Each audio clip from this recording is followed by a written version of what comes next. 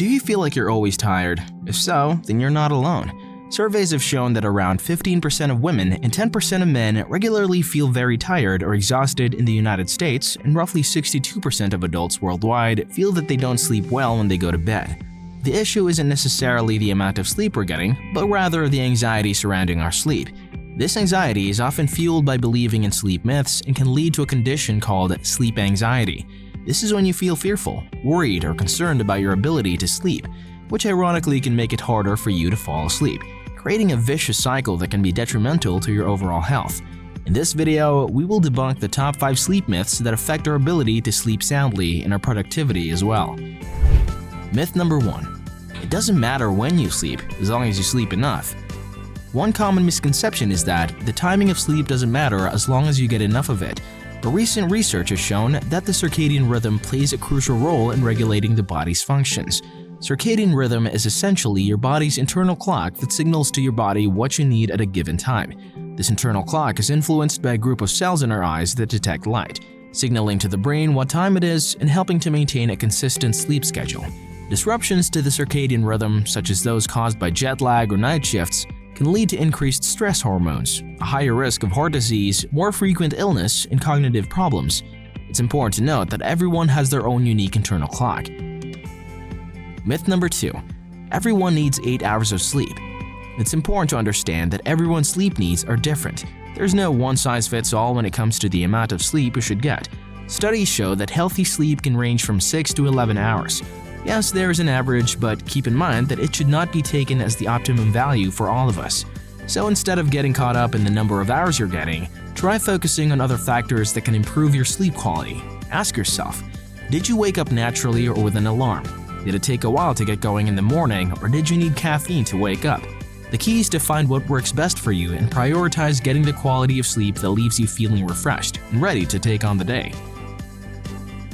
Myth number 3. You should wake up at the same time every day. While this is generally beneficial, it doesn't have to be a strict rule. Consistency in waking time, meal times, and exposure to light helps regulate our body's circadian rhythms. However, there will be instances where we may wake up late due to social events or when we have to study for an exam week. And that's okay, as sleep is a dynamic process. Another thing to keep in mind is that our circadian rhythms can change over the course of our life cycle. That's why most teenagers and young adults are more prone to having an evening chronotype, which makes it challenging for them to wake up in the morning.